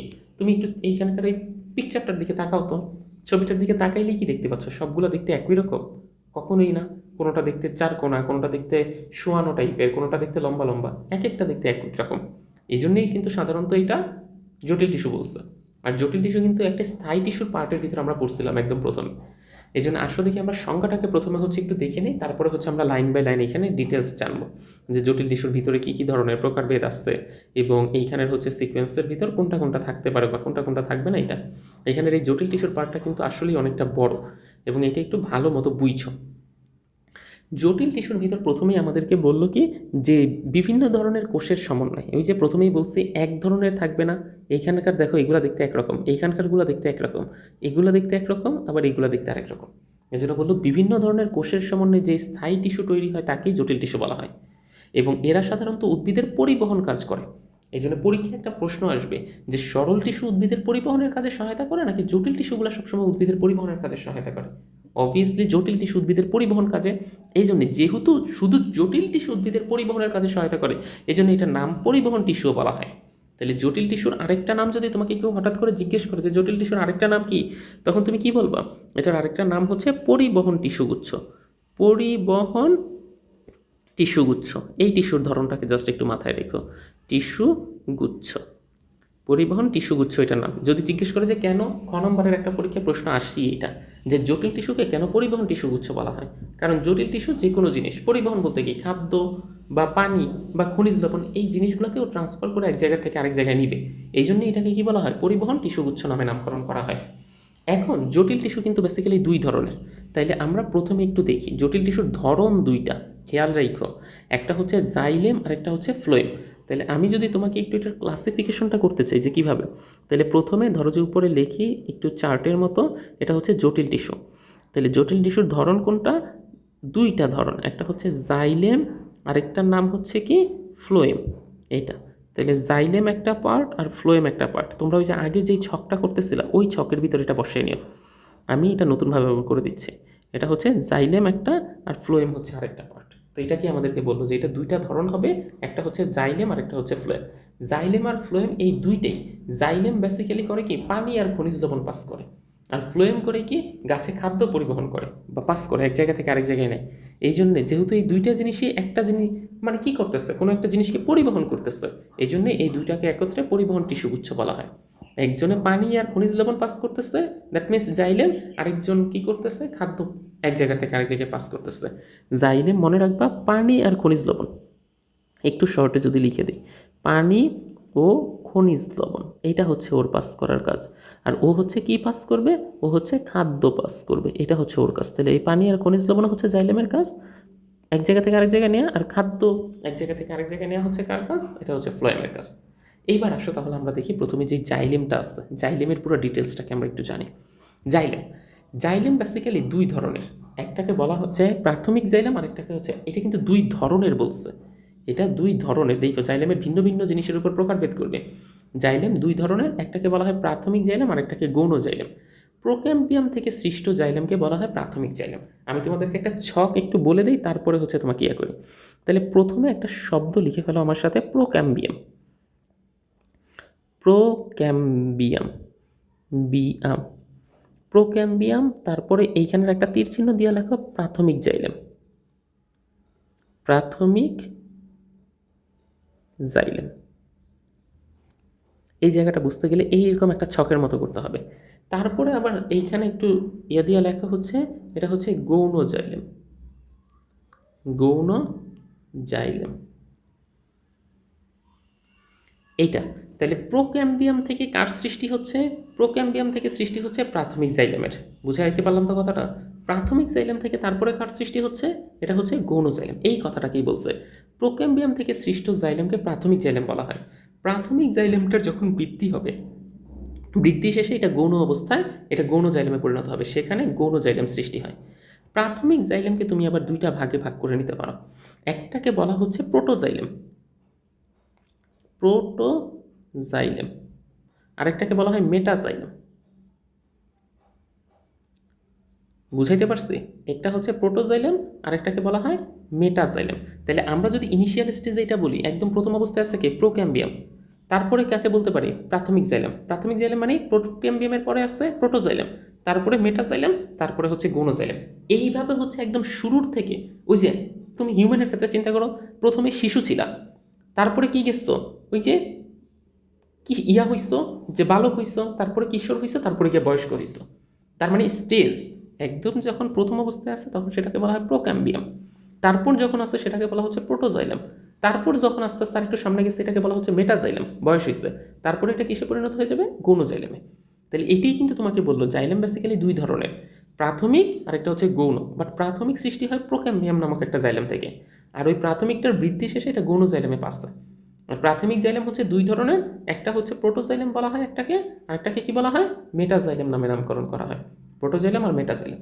মেটাজাইলামের মধ্যে আন্তঃকোষীয় গহ্বরটা ফাঁকা থাকে, বড় থাকে। জাইলাম কয়েক ধরনের হতে পারে।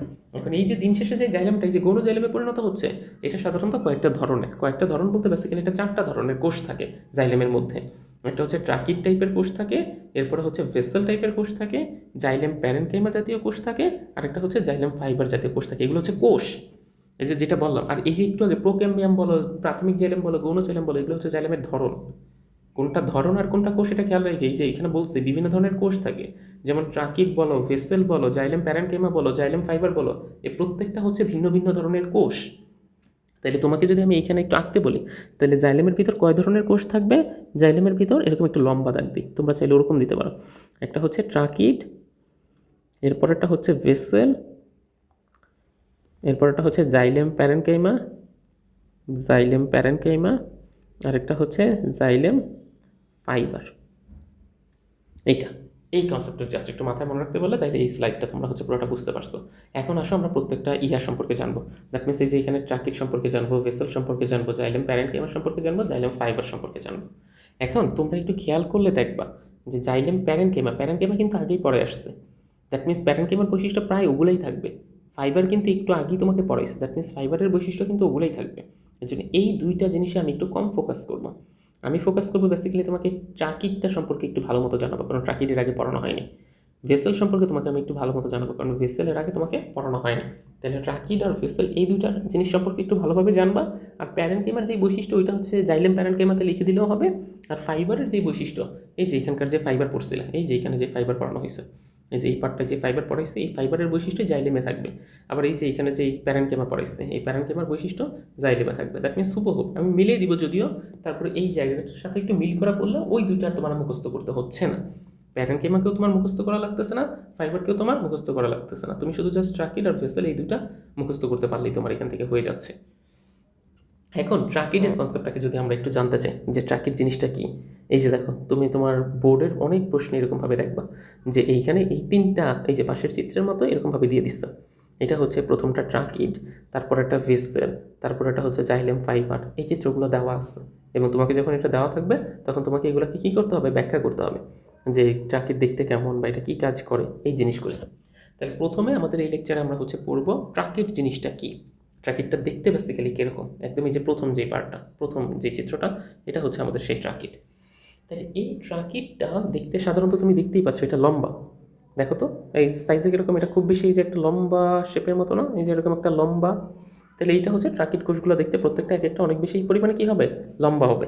এগুলো প্রান্তগুলো, এই যে একটা প্রান্ত, যদিও খুব বেশি আমাদের বইতে এটা সূচালো করে না, এগুলো সাধারণত সূচালোও হইতে পারে, এগুলো সাধারণত ভোতাও হইতে পারে, দুইটা রকমই হয়। এই জন্য বলছে এর প্রান্তদ্বয় সরু থাকে এবং এগুলো কীরকম টাইপের হয়, সূচালো, চুক্কা চুক্কা হয়। কিন্তু এদের যে প্রাচীর থাকে, বাহিরের দিকের প্রাচীরটা যদি একটু ভালো মতো এটা মুছে এঁকে দেখাতে চাই, বাহিরের দিকের এই প্রাচীরটা দেখো অনেক বেশি মোটা, খেয়াল করছো এটা কতটা বেশি মোটা। তো এই বাহিরের দিকের প্রাচীরটা আলটিমেটলি এটার মোটা থাকার কারণে এই সিকোয়েন্সটার কথা বলছে যে বাহিরের দিকের প্রাচীরে লিগনিন জমা হয়, এবং লিগনিন জমা হয় এটা অনেক বেশি পুরু হয়ে যায়, এবং এদের মাঝখানের অভ্যন্তরীণ গহ্বরগুলো যেগুলো আছে, এই যে পাশে দিয়া, গহ্বর শব্দের অর্থ ফাঁকা জায়গা, এই যে ফাঁকা জায়গাগুলো থাকার কথা ছিল, এখানে ধরো এরকম একটা ফাঁকা জায়গা আছে, এই যে এরকম একটা ফাঁকা জায়গা, এই ফাঁকা জায়গাটা বন্ধ হয়ে যায়, কারণ এটা তো অনেক মোটা হয়ে যাইতেছে, এই জায়গাটা মোটা হয়ে যাওয়ার কারণে এই পাশে ফাঁকা জায়গাটা বন্ধ হয়ে যাচ্ছে। তখন এখন একটা কোষের সাথে যদি আরেকটা কোষ এই ফাঁকা জায়গা দিয়েই তো চলাচল নিয়ন্ত্রণ করে, এই কোষ থেকে পানি ওই কোষে কীভাবে যাবে, তার মানে এটার সাথে ওটার ফাঁকা জায়গা থাকতে হবে। এখন ফাঁকা জায়গাটাই যদি অভ্যন্তরীণ গহ্বরটা বন্ধ হয়ে যায়, তাহলে যোগাযোগটা কেমনে করবে, তখন করে কি এদের গায়ে যেরকম ছিদ্র ছিদ্রের মতো আছে, এগুলোকে বলা হচ্ছে কূপ। এই কূপের মাধ্যমে হচ্ছে সাধারণত এদের পানি চলাচল নিয়ন্ত্রণ করে, এই যে পানি চলাচল সাধারণত কূপের মাধ্যমে হয়ে থাকে। কোষ প্রাচীরের পুরুত্ব কয়েক ধরনের হয়, যেমন বলয় আকার, সর্পিল আকার, সোপান আকার, এরকম বিভিন্ন ধরনের হয়, জালিক আকার কিংবা কুপাঙ্কিত, বিভিন্ন শেপের আলটিমেটলি হয়। তাহলে তোমাকে বললো কি এদের পুরুত্ব কয়েক ধরনের হয়, তারপরে হচ্ছে কোনোটা দেখতে বলয়ের মতো, কোনোটা দেখতে সাপের মতো, সোপান শব্দের অর্থ হচ্ছে নৌকা, কোনোটা দেখতে নৌকার মতো, কোনোটা দেখতে জালের মতো, আবার কোনোটা কুপকুপ আকার, এরকমভাবে উপরে এসে দেখো না, দেখে কি মনে হয় পুরো শরীরে আলটিমেটলি কুপকুপ অবস্থান করতেছে।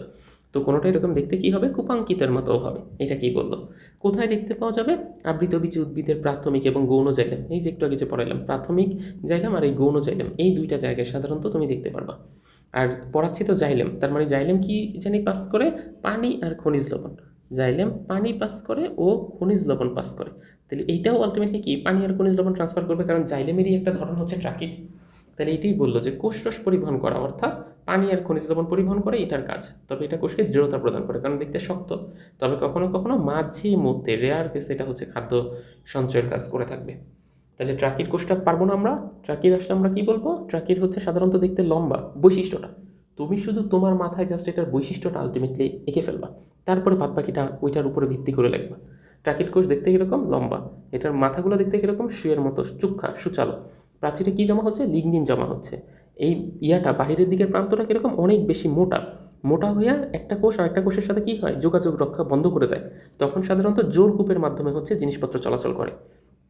আর প্রাচীরে কয়েক ধরনের এরকমভাবে কি থাকে, প্রাচীর অনেক বেশি পুরু হওয়ার কারণে এক একটা শেপ এক এক রকম হয়ে যায়, কেউ বলয়ের মতো, কেউ সাপের মতো, কেউ সোপানের মতো, কেউ জালের মতো, কুপাঙ্কিত বিভিন্ন ধরনের শেপ হয় আর কি। এটা হচ্ছে আমাদের ট্রাকিটের গঠন। এইবার আসো যেটা ভেসেল সম্পর্কে আমরা যদি একটু জানি, ভেসেল জিনিসটা দেখতে কেমন সেটা, ভেসেল হচ্ছে যে এখানকার যে 2 নাম্বারটা আছে, এই 2 নাম্বারটাকে বেসিক্যালি বলা হচ্ছে ভেসেলস। এবং এই ভেসেলসটা দেখতে একটু আগেরটা যেমন দেখতে অনেকটা লম্বাটে টাইপের ছিল, এটা দেখতে কি আহামরি লম্বাটে টাইপের বলো তো দেখি, এটা খুব বেশি কিন্তু লম্বা না, বরং যেটা আর ওইটার চেয়ে খাটো মোটা, তাই না? আগেরটা দেখতে একদম সরু চুক্ষার মতো হইলে এটা হচ্ছে খাটো, আর দেখতে কীরকম, এটা হচ্ছে খাটো আর মোটা শেপের মতো করে আলটিমেটলি দেখতে এই সিকোয়েন্সটা। তাহলে এইখানকার যে পার্টটা আসছে, এখন এইখানকার যদি তুমি একটু দেখো ভেসেলসের কোষগুলো নিয়ে কি বলছে, ভেসেলসের কোষগুলো দেখতে খাটো এবং চোঙের মতো, অবভিয়াসলি ট্রাকিট যেরকম লম্বা ছিল ভেসেলস কখনোই এতটা লম্বা না, ভেসেলসেরটা একটু বলতে গেলে খাটো আর চোঙা মোটার মতো। চোঙা দেখছো তো, চোঙা শব্দের অর্থ হচ্ছে প্যাকেট, এই যেরকমভাবে প্যাকেট থাকে না, এই প্যাকেটকে আলটিমেটলি কি বলা হচ্ছে, চোঙা বলা হয়। তো এই জিনিসটা দেখতে তো অনেকটা এরকম প্যাকেটের মতো, ঠোঙার মতো, তো এই জন্য সাধারণত এটাকে বলা হয়েছে যে এটা হচ্ছে খাটো মোটা এবং এটা হচ্ছে চোঙার মতো দেখতে। কোষগুলো একটার মাথায় আরেকটা অবস্থান করে, সজ্জিত হয়ে লম্বা লম্বি একটা ইয়ে। তো এইখানকার সিকোয়েন্স এই যে দেখো, এইটা একটা কোষ, এইখান থেকে এইটুকু হচ্ছে একটা কোষ, এবং এই নিচের দিকে আবার এইটুকু হচ্ছে কি আরেকটা কোষ। তার মানে আমরা কি বলতে পারি, একটা কোষের উপর আরেকটা কোষ অবস্থান করতেছে, কিন্তু এই যে মাঝখানের যে জায়গাটা আছে, এই মাঝখানের এই জায়গাটা দেখছো, এটা যে নাই, মাঝখানের জায়গাটা কি হয়ে গেছে, গলে গেছে, মাঝখানের এই জায়গাটা গলে গেছে। তো এই কথাটাই বলতে চাইছে, এরা সাধারণত একটার মাথায় আরেকটা সজ্জিত হয় এবং প্রান্তের ইহাটা গলে গিয়ে একটা লম্বা এরকম পাইপের মতো তৈরি করে ফেলবে দিন শেষে। বিশাল আকারের এরকম একটা পাইপ। ক্লিয়ার? পাইপটা কীরকম হবে দেখতে? পাইপটা দেখতে হবে এই যে এইটার সিকোয়েন্স এরকম লম্বা এবং এটার এখান থেকে লম্বা, এবং এইটার এই মাথার এই জায়গাটা যদি গলে যায়, চিন্তা করো তো এই জায়গাটা, দাঁড়াও একটু সরে নেই, এটার মাথার সিকোয়েন্সটা যদি আলটিমেটলি এরকম গলে যায়, গলে গেলে এটার এই যে এই জায়গায় এরকম একটা ব্যারিয়ার থাকতো একটারটা, আবার আরেকটারটা এই জায়গায় এরকম একটা ব্যারিয়ার থাকতো আরেকটারটা, কিন্তু এই জায়গার ব্যারিয়ারগুলো যদি এরকম গলে যায় তাহলে এটা কি বিশাল আকারের একটা পাইপের মতো হয়ে গেল না? লম্বা একটা নল বা লম্বা একটা পাইপের মতো আলটিমেটলি স্ট্রাকচার পেল না? এই যে বিশাল একটা, তো এই কথাটাই আমাকে বললো যে কোষগুলো সাধারণত একটার মাথায় আরেকটা অবস্থান করে। দ্যাট মিনস একটা এইখানে এসে শেষ হয়েছে, আরেকটা এইখানে এসে শেষ হবে, আরেকটা এইখানে এসে শেষ হবে, এরকম একটার মাথায় আরেকটা অবস্থান করবে, কিন্তু একটা সার্টেন টাইম পরে এদের এই মাঝখানের এই জিনিসটা গলে যাবে, গলে গিয়ে এটা হচ্ছে বিশাল আকারের এরকম একটা লম্বা স্ট্রাকচার তোমার তৈরি করে দেবে, একটা পাইপের মতো কাজ করবে। এই যে একটার মাথায় আরেকটা সজ্জিত হয়, এদের প্রাচীরটা গলে গিয়ে একটা দীর্ঘ নলের মতো অঙ্গের সৃষ্টি করে, ফলে কোষরস এই পাইপের মধ্যে দিয়ে পাস হবে, যেটার মধ্যে দিয়ে আলটিমেটলি এরকমভাবে খুব সুন্দর মতো পাস হয়ে যাচ্ছে। ক্লিয়ার? কোষরস এই মাঝখানের এই নলের মতো ইয়াটা দিয়ে পাস হয়, সামনে থেকে উপরে ওঠা নামার জন্য একটা সরু পথ সৃষ্টি হয়। এটা প্রাথমিক অবস্থায় কোষগুলো প্রোটোপ্লাজম থাকে। এখন ওই যে বলছিলাম একটা সার্টেন টাইম পর এটা নষ্ট হয়ে যাবে, সার্টেন টাইম পর এটা যেহেতু নষ্ট হয়ে যাবে তোমাকে বলা হইলো, তাহলে তুমি এটা তো বুঝতেই পারতেছ যে যখন এটা আলটিমেটলি নষ্ট হয়ে গেছে তখন আর এখানের কোষগুলো কি নাই, জীবিত অবস্থা নাই, তখন এই কোষগুলো সবগুলো কি হয়ে গেছে, মৃত হয়ে গেছে। মৃত হয়ে যাওয়ার কারণেই কিন্তু এটার এই যে মাঝখানের যে ইয়েগুলো আছে এগুলো হারিয়ে গেছে সবগুলো। এই জন্য বললো যে প্রাথমিক অবস্থায় এই কোষগুলো প্রোটোপ্লাজম দ্বারা পূর্ণ থাকবে, প্রোটোপ্লাজম দ্বারা পূর্ণ থাকলেও পরিণত বয়সে এরা মৃত হয়ে যায় এবং প্রোটোপ্লাজম বিহীন হয়ে যায়, তখনই মাঝখানের এই জায়গাটা গলে যায়, গলে গিয়ে এটা এরকম পাইপের মতো সৃষ্টি করছে। ভেসেলসের প্রাচীর ট্রাকিডের মতো পুরু হয়, এটারটাও যেমন অনেক বেশি মোটা, এই যে এটারটাও দেখে মনে হইতেছে কিন্তু মোটাই। এই যে দেখো এই যে শেপটা মোটা মোটা লাগে না, এই যে এখানকার শেপগুলো কি মোটা মোটা লাগে না, এটাই বলতো এটারটাও মোটা, এটাও সোপান আকার, বলয় আকার, কুপাঙ্কিত এরকম বিভিন্ন হতে পারে। ভেসেলস সাধারণত এই যে লম্বায় যে পার্টটার কথা বলতেছে তোমাকে, খেয়াল করো এই যে লম্বায় যে পার্টটার কথা তোমাকে বলতেছে এটা কিন্তু কয়েক সেন্টিমিটার পর্যন্ত আলটিমেটলি লম্বা হতে পারে, এবং তবে বৃক্ষ বা আরোহী উদ্ভিদের ক্ষেত্রে আরও অনেক বেশি লম্বা হতে পারে। গুপ্তবীজী উদ্ভিদের সব অঙ্গীদেরকে দেখা যায়, নগ্নবীজী উদ্ভিদের উন্নত উদ্ভিদ যেমন নিটামে এটা দেখা যায়। পরীক্ষায় প্রশ্নটা আসবে ভেসেলস সাধারণত কোথায় দেখতে পাওয়া যায়? ভেসেলস সাধারণত নগ্নবীজী উদ্ভিদ যেটা নিটাম ওটার প্রাথমিক পর্যায়ে দেখতে পাওয়া যায়। আর আমরা তো জানি পানি আর খনিজ লবণ পাস করাই হচ্ছে কার কাজ, জাইলেমের কাজ, তো এটাও পানি আর খনিজ লবণ পরিবহন করবে, উদ্ভিদের দৃঢ়তা প্রদান করবে, এটার কাজ। তো আসলে জাইলেমের এই যে তুমি বলো যে যদি ট্রাকিডি জিজ্ঞেস করো যে ভাই ট্রাকিডের আলাদা কাজ মনে রাখতে হবে কিনা বা ভেসেলসের আলাদা কাজ মনে রাখতে হবে কিনা, আমি বলবো যে এগুলোর কাজ মনে রাখার কোনো দরকারই নেই। তুমি শুধু জাস্ট এই বৈশিষ্ট্যগুলো মনে রাখো, যে কোনটা দেখতে লম্বা, কোনটা দেখতে খাটো, একটা যে আরেকটার মাথায় এরকম চোঙার মতো হয়ে আসছে, মাঝখানের প্রাচীরটা যে গলে যায়, এই ব্যাপারগুলো তুমি শুধু একটু মনে রাখো। একটা আরেকটার মাথায় থাকে, তারপরে হচ্ছে এরকম লম্বালম্বিভাবে প্রাচীরটা যে গলে গেছে, তারপরে বিভিন্ন এরকম একটা পাইপের মতো কয়েক সেন্টিমিটারের সৃষ্টি হয়েছে। এই কথাগুলো জাস্ট মনে রাখতে পারলেই দ্যাটস ওকে। তাহলে আমরা এখান থেকে শেষ করলাম দুইটা, একটা হচ্ছে ট্রাকিড সম্পর্কে জানলাম, ভেসেলস সম্পর্কে জানলাম। এইবার আসা আরও যে দুইজন আছে, জাইলেম প্যারেনকাইমা আর জাইলেম ফাইবার, এই দুইটা খুবই ইজি, কারণ এই দুইটার বেসিক বৈশিষ্ট্য তোমাকে আগেই বলে দেওয়া হয়েছে যে জাইলেম প্যারেনকাইমা দেখতে কীরকম হবে আর জাইলেম ফাইবারটা দেখতে কীরকম হবে। প্যারেনকাইমা জাতীয় কোষের বৈশিষ্ট্যগুলো মনে আছে তো, যে এগুলো দেখতে সাধারণত কীরকম থাকে, প্রাচীর কীরকম থাকে, পাতলা থাকে, সবগুলা কোষ দেখতে কীরকম হয়, একই রকমভাবে হয়, এই কনসেপ্টটা হচ্ছে তোমাকে ওরকমই বলবে। তাহলে জাইলেমে অবস্থিত প্যারেনকাইমাকেই কী বলবো, জাইলেম প্যারেনকাইমা বলবো। জাইলেম প্যারেনকাইমার একটা আলাদা নাম আছে, এটাকে উড প্যারেনকাইমা বলা হয়। উড শব্দের অর্থ হচ্ছে কাষ্ঠ বা কাঠ, উড শব্দের অর্থ কি, কাষ্ঠ বা কাঠ, এই জন্য এটাকে উড প্যারেনকাইমা, যেহেতু কাঠ জাতীয় গাছের মধ্যে এটা সাধারণত বেশি থাকতে দেখা যায়, এই জন্য এটাকে উড প্যারেনকাইমা নামে নামকরণ করা হয়। এদের প্রাচীর পুরু এবং পাতলা দুই ধরনেরই হতে পারে। প্রাথমিক জাইলেমে অবস্থিত প্যারেনকাইমা কোষ পাতলা হয়, কিন্তু যত আস্তে আস্তে বয়স বাড়তে থাকে, তোমরা তো দেখছিলে গৌণ জাইলেমের কনসেপ্টটা মনে আসছে, যে যখন বয়স অনেক বেশি বেড়ে যায় তখন এটা গৌণ জাইলেম বলা হয়। তাহলে প্রাইমারি স্টেজে একটা জিনিস যদি পাতলা থাকে, এখন কোষের চারপাশে যত বয়স বাড়তে চাইছে কি অনেক, এই যে ধরো যে এটা একটা কোষ, প্রাথমিক অবস্থায় এটা অনেক বেশি পাতলা আসছে, কিন্তু এটার ভিতর যখন আশপাশের বাইরের জিনিসগুলো এসে জমা হইতেছে তখন কি এটার পাশটাও এরকম পাতলা থাকবে, নাকি এটার পাশটা অনেকটা মোটা হয়ে যাবে? অবভিয়াসলি এই পাশটা মোটা হয়ে যাবে। এই জন্য বলছে প্রাথমিক অবস্থায় এটার কোষটা পাতলা থাকলেও পাতলা কোষ প্রাচীরযুক্ত, কিন্তু যত বেশি বয়স যায় তত আস্তে আস্তে এটা মোটা হইতে থাকে, এবং এটার কাজ হচ্ছে ওই যে খাদ্য সঞ্চয় করা, পানি এবং খনিজ লবণ পরিবহন করা, এটার প্রধান কাজ। তাহলে এটা কি আহামরি কঠিন নাকি, জাইলেম প্যারেনকাইমা? জাস্ট প্যারেনকাইমাটা কোথায় আছে, জাইলেমের মধ্যে আছে, এই জন্য এটার নাম জাইলেম প্যারেনকাইমা। আর এটারই কাঠ জাতীয় গাছে সাধারণত এই জাইলেম প্যারেনকাইমা পাওয়া যায়, এই জন্য এটার উড প্যারেনকাইমা বলা হয়। এটা পাতলাও হইতে পারে এটা মোটাও হইতে পারে, এটা খাদ্য সঞ্চয় করতে পারে, পানি খনিজ লবণ এটা পরিবহনও করতে পারে, এটা হচ্ছে এটা। কিন্তু খাদ্য সঞ্চয়, নট এটাকে তৈরি করা বলি নাই কিন্তু। খাদ্য তৈরি করা কিন্তু কখনো জাইলেমের কাজ না, খাদ্য তৈরি করা হচ্ছে ফ্লোয়েমের কাজ। জাইলেম শুধুমাত্র ওর ভিতর চাইলে সঞ্চয় করতে পারে খাদ্য, কিন্তু বেসিক্যালি সঞ্চয় করা ওর প্রধান কাজ না। ওর প্রধান কাজ হচ্ছে পানি আর খনিজ লবণ ট্রান্সফার করা, এটা হচ্ছে ওর প্রাথমিক কাজ, এইটুকু। এইবার আসো যেটা আমাদেরকে বলবো, এটা হচ্ছে জাইলেম ফাইবার। জাইলেম ফাইবার কি? জাইলেমে অবস্থিত স্ক্লেরেনকাইমা জাতীয়। তোমরা জানো ফাইবারের ভিতরে দুইটা ধরন ছিল, একটা হচ্ছে স্ক্লেরেনকাইমার ভিতরে ফাইবার একটা, আরেকটা স্ক্লেরাইড। তো ফাইবার যেহেতু বলছে, তার মানে এটা স্ক্লেরেনকাইমা জাতীয় কোষই হবে। এই জন্য জাইলেমে অবস্থিত স্ক্লেরেনকাইমা কোষকেই বলা হয় জাইলেম ফাইবার। এদেরকে উড ফাইবার বলা হয়, যে বলছি উড প্যারেনকাইমা, উড ফাইবার। এই কোষগুলা ফাইবার দেখতে কিরকম ছিল মনে আছে? লম্বা, এগুলার প্রান্তগুলো অনেক সরু ছিল, কোষে আলটিমেটলি প্রোটোপ্লাজম না থাকে, এরা মৃত ছিল। তাও দাঁড়াও একবার তোমাদেরকে দেখাই দিই ফাইলামের বেসিক ফাইবারের বেসিক বৈশিষ্ট্যগুলো। এই যে ফাইবারের বেসিক বৈশিষ্ট্য যেগুলো, এইগুলোই এখন বলবো। এই যে দেখো দীর্ঘ, শক্ত, এই যে এদের হচ্ছে প্রাথমিক অবস্থায় প্রোটোপ্লাজম থাকলেও পরে যে মৃত কোষে পরিণত হয়, এগুলোই, এই কথাগুলোই তোমাকে ফাইবারের বেসিক বৈশিষ্ট্য বলবে, কারণ এটাও তো ফাইবারের ধরনই। এই যে এটা পরিণত কোষে প্রোটোপ্লাজম না থাকে, এরা মৃত। উদ্ভিদের যান্ত্রিক শক্তি যোগায়, কোথায় দেখতে পাওয়া যায়? দ্বিবীজপত্রী উদ্ভিদের সব অঙ্গেদের দেখতে পাওয়া যায়। এই যে পানি আর খনিজ লবণ পদার্থ পরিবহন করা, খাদ্য সঞ্চয় করা, উদ্ভিদকে দাঁড়ায় থাকতে সহায়তা করা, দ্যাট মিন যান্ত্রিক শক্তি দৃঢ়তা প্রদান করা, এই টিস্যুর প্রধান কাজ। তাহলে এটা কিন্তু আহামরি কঠিন না। প্যারেনকাইমা আর ফাইবার, এটা তুমি ওই যে আগের দুইটার বেসিক বৈশিষ্ট্য লিখে দিলেই হয়েছে। বাট তোমাকে মনে রাখতে হবে এখান থেকে ভেসেলস, আর একটা হচ্ছে কোনটা? ট্রাকিড। এই ভেসেলস আর ট্রাকিডটাই হচ্ছে এখান থেকে কিন্তু মোস্ট অফ দ্য ইম্পর্টেন্ট। এইবার আসো তাইলে আমরা যে জটিল টিস্যুর ভিতরে আমরা একটা পড়লাম হচ্ছে কি জাইলেম পড়লাম। এই যে উপরের জটিল টিস্যুর ভিতরে আমরা হচ্ছে জাইলেমের পার্টটা এখান থেকে ক্লিয়ার করলাম। ট্রাকিড সম্পর্কে জানছি, ভেসেলস সম্পর্কে জানছি, জাইলেম প্যারেনকাইমা সম্পর্কে জানছি, আর জাইলেম ফাইবার সম্পর্কে জানছি। এখন আমরা জানবো হচ্ছে এখান থেকে ফ্লোয়েম সম্পর্কে। ফ্লোয়েম জিনিসটা কি? আলটিমেটলি ফ্লোয়েমের ভিতরে আমাদের কয়টা ভাগ আছে সেটা সম্পর্কে এখন আমরা জানার চেষ্টা করব। ফ্লোয়েম মনে রাখবা, এটা বলছিলাম এই পানি আর খনিজ লবণের সাথে রিলেটেড হচ্ছে এটা, আর ফ্লোয়েম হচ্ছে খাদ্যের সাথে রিলেটেড। দ্যাট মিনস খাদ্য তৈরি করার পর পরিবহন করাই হচ্ছে ওর কাজ।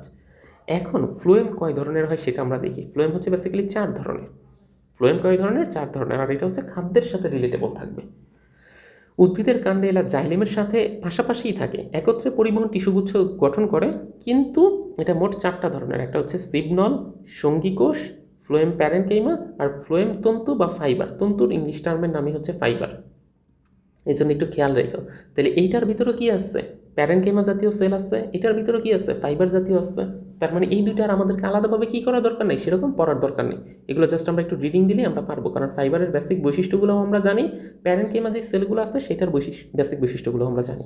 আমাদের তাহলে পড়তে হবে দুইটা, একটা হচ্ছে সিবনল সম্পর্কে আমরা পড়বো, আর একটা হচ্ছে সঙ্গী কোষ সম্পর্কে পড়বো। এই দুইটা হচ্ছে আমাদের এখানে বেশি ইম্পর্টেন্ট।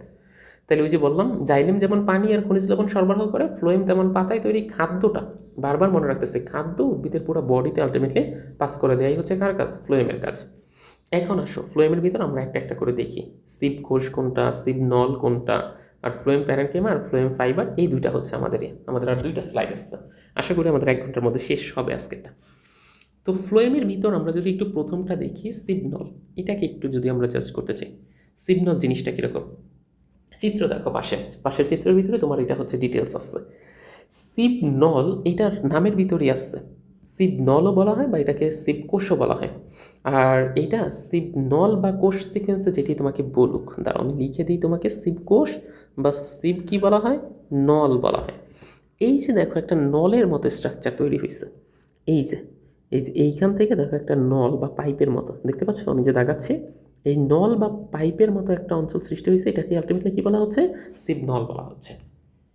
এবং এই সিবনলের এই পুরো কোষটা যেটা দিয়ে তৈরি হয়েছে, এটার চারপাশের যে কোষটা, এটাকে বলা হচ্ছে সিবকোষ।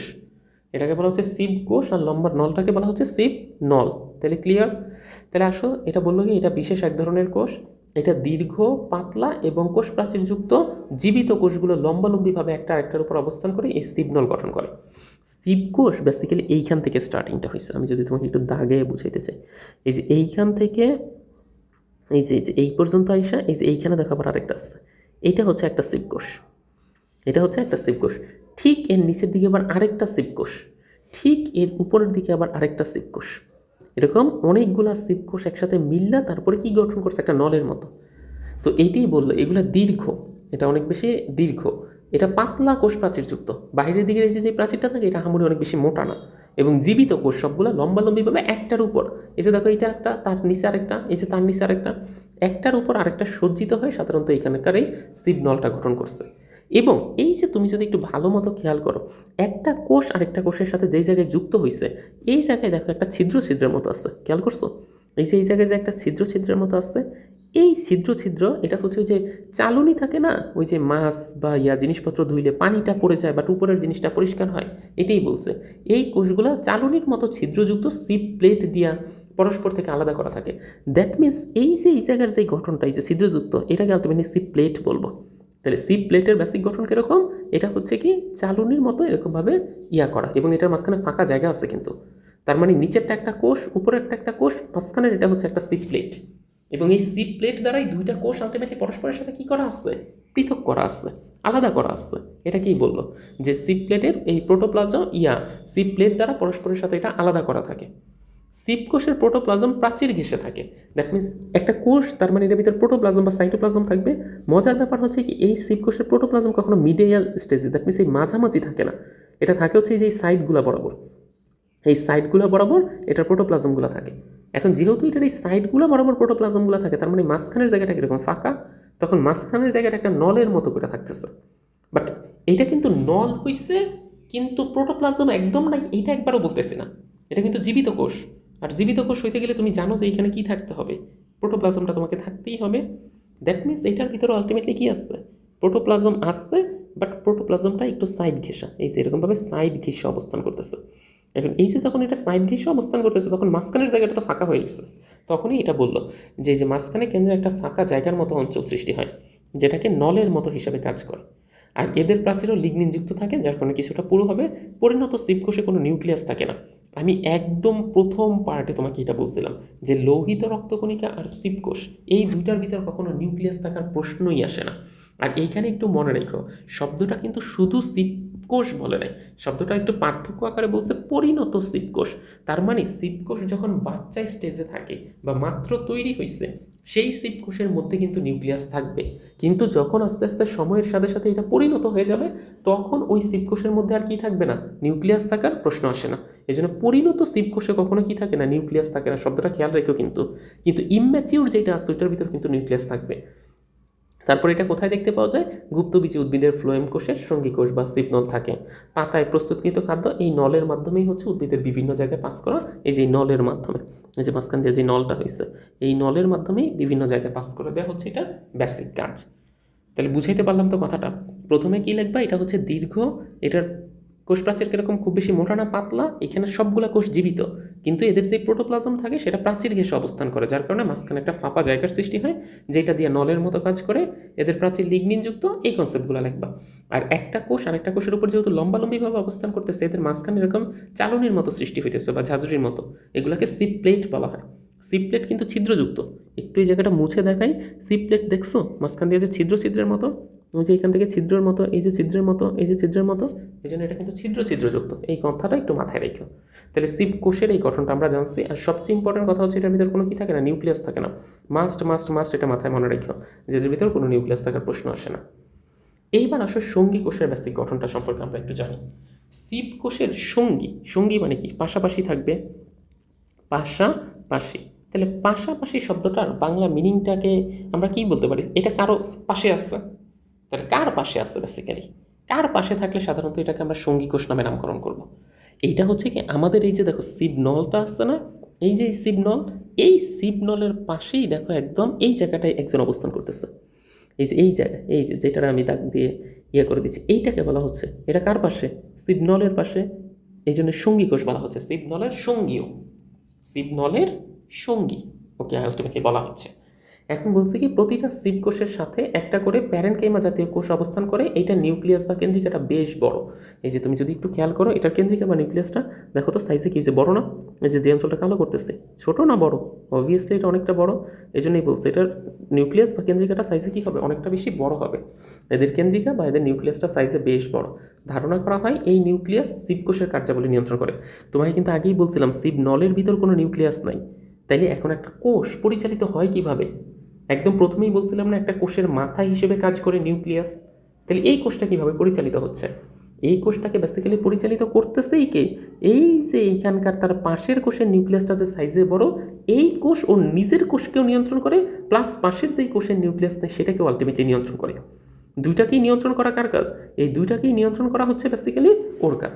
এই জন্য এই কথাটাকেই বললো যে ধারণা করা হয় এই নিউক্লিয়াসে সিপ কোষ, মানে ওই যে পাশের যে কোষটা আছে ওইটার কার্যাবলী কিছু পরিমাণে হলেও নিয়ন্ত্রণ করে। এবং এই কোষের প্রোটোপ্লাজম দিয়ে পূর্ণ, এই যে এই সঙ্গী কোষ যেটা, এই সঙ্গী কোষ পুরোটা প্রোটোপ্লাজম দিয়ে পূর্ণ এবং পাতলা প্রাচীরযুক্ত। পাতলা প্রাচীরযুক্ত হইছে দেখিয়ে কিন্তু এইটা নিউক্লিয়াসটা ওরেও নিয়ন্ত্রণ করে, প্লাস ওই পাশের সঙ্গী কোষকেও নিয়ন্ত্রণ করে। বুঝতে পারছো? সঙ্গী কোষ সিগন্যাল দুইটাকেই একসাথে নিয়ন্ত্রণ করার সক্ষমতা রাখে, কারণ প্রাচীর পাতলা হওয়ার কারণে দুই সাইডে ও কী করতে পারে, দুই সাইডে ও ওর বজায় রাখতে পারে। এই জন্যই হচ্ছে এটা প্রাচীর পাতলা। কোথায় দেখতে পাওয়া যায়? ফার্ন জাতীয় উদ্ভিদ আর ব্যক্তবীজী উদ্ভিদ, এই দুইটা জায়গায় এদের উপস্থিতি নেই। এই পার্টগুলোতে সাধারণত কখনো তুমি এই সঙ্গী কোষকে দেখতে পারবে না। তাহলে সঙ্গী কোষ গেছে। আমরা ফ্লোয়েমের ভিতর যে চারটা ছিল, চারটার মধ্যে দুইটা পড়লাম, একটা হচ্ছে সিপ কোষ পড়লাম, আরেকটা হচ্ছে আমাদের এখান থেকে সঙ্গী কোষ যেটা ছিল সেটা পড়লাম। এইবার আসো আমাদের আর যে দুইজন আসছে, ফ্লোয়েম প্যারেনকেইমা, ফ্লোয়েম ফাইবার, সেই দুইটাকে আমরা একটু জানার চেষ্টা করি। ফ্লোয়েম প্যারেনকেইমা, তার মানে ওই যে বলছিলাম প্যারেনকেইমার ফাইবারকে কখনো আলাদাভাবে পড়তে হয় না। এগুলো হচ্ছে বেসিক প্যারেনকেইমার বৈশিষ্ট্যগুলো লিখে দিলেই হয়, ফাইবারের ভিতর বেসিক ফাইবারের বৈশিষ্ট্যগুলো লিখে দিলেই হয়। যেমন ফ্লোয়েম প্যারেনকেইমা কী আগে বলবে, তোমাকে একটু আগে আমি বললাম না জাইলেম প্যারেনকেমা কাকে বলে? জাইলেমের মধ্যে যে প্যারেনকেমা আছে সেটারে জাইলেম প্যারেনকেমা বলে। তাহলে ফ্লোয়েম প্যারেনকেমা কোনটারে বলবে? ফ্লোয়েমের মধ্যে যে প্যারেনকেমা আছে সেটাকে কি বলবে? ফ্লোয়েম প্যারেনকেমা বলবে। এটা কি দেখো বলছে, ফ্লোয়েমে উপস্থিত প্যারেনকেমা কোষগুলোকে ফ্লোয়েম প্যারেনকেমা বলা হয়। প্যারেনকেমা কোষগুলো সাধারণত দেখতে কিরকম? পাতলা কোষ প্রাচীরযুক্ত। এটার মধ্যে কি থাকে? প্রোটোপ্লাজম থাকে। এটার কাজ কি? খাদ্য সঞ্চয় করা, খাদ্য পরিবহন করা, এগুলোই তো। ফ্লোয়েম প্যারেনকেমা কোথায় দেখতে পাওয়া যায়? ফার্নবর্গীয় উদ্ভিদ, নগ্নবীজ উদ্ভিদ, এইসব জায়গায় এটা থাকে। শুধুমাত্র একবীজপত্রী উদ্ভিদের প্যারেনকেমায় কখনো হচ্ছে ফ্লোয়েম প্যারেনকেমাটা দেখতে পারবা না। ওই জন্য প্যারেনকেমার বেসিক বৈশিষ্ট্যগুলোই লাগবা, শুধু জাস্ট একটু অ্যাড করে দিবা যে ফ্লোয়েমে এই প্যারেনকেমা আছে দেখি এটাকে কি বলা হচ্ছে? ফ্লোয়েম প্যারেনকেমা বলা হচ্ছে। তাইলে এটাকে ফ্লোয়েম প্যারেনকেমা বলা হইতো না, এটুকুই শেষ। এবার আসো ফ্লোয়েম ফাইবার কোনটাকে বলা হয়? তোমরা তো জানো ফাইবার কার ধরন মনে আছে? ফাইবার হচ্ছে স্ক্লেরেনকাইমা জাতীয় টিস্যুর ধরন। এখন এইখানে ওই যে স্ক্লেরেনকাইমা কোষের সমন্বয়ে ফ্লোয়েম ফাইবার আলটিমেটলি গঠিত হয়। এটা তো কমন কথাই তাইলে বললো, স্ক্লেরেনকাইমার একটা ধরনই তো ফাইবার। এগুলো কীরকম? দীর্ঘ কোষ, এদের প্রান্তদেশ সূক্ষ্ম হয়, এদেরকে বাস্ট ফাইবারও বলা হয়। যেমন পাটের আঁশ, এই প্রশ্নটা আসে, পাটের আঁশ এক ধরনের বাস্ট ফাইবার। উদ্ভিদের গৌণ বৃদ্ধির সময় সাধারণত এই ফাইবারগুলো উৎপন্ন হয়। প্রাথমিক অবস্থায় কখনো ফাইবার আসবেই না। প্রাথমিক শব্দটা এরকমভাবে মনে রাখবা, প্রাথমিক অবস্থায় যাবতীয় যা আসছে সব হচ্ছে প্যারেনকেইমা। যত আস্তে আস্তে সময়ের সাথে সাথে বয়স বাড়তেছে তত এগুলো ফাইবারে কনভার্ট হচ্ছে। দ্যাট মিনস বয়স বাড়ার পরে যেটা আসে সেটা হচ্ছে ফাইবার। এই জন্য বলছে যে এরকম গৌণ বৃদ্ধি, দ্যাট মিনস যখন বয়স অনেক হয়ে যায় তখন সাধারণত এই ফাইবারটা উৎপন্ন হয়। এই ধরনের কোষে খুব দেখা যায়। আর বলছে ফ্লোয়েম টিস্যুর মধ্যে পাতায় উৎপাদিত শর্করা, মূলে সঞ্চিত খাদ্য, এগুলো একসাথে উপর থেকে নিচে পরিবাহিত হয় ফ্লোয়েমের ইয়ার মাধ্যমে। ফাইবার বা তন্তু, লম্বা সুতা না, বোঝো না তো? এটার মাধ্যমে কি হবে? পাতায় যেই শর্করা জাতীয় খাদ্যটা তৈরি হচ্ছে সেটা মূল পর্যন্ত যাবে, আবার মূলে যেই সঞ্চিত খাদ্যটা আছে সেটা দরকার হইলে পাতা পর্যন্ত যাবে। তাহলে এটাই ছিল আমাদের এখানে ফ্লোয়েমের বেসিক বৈশিষ্ট্য।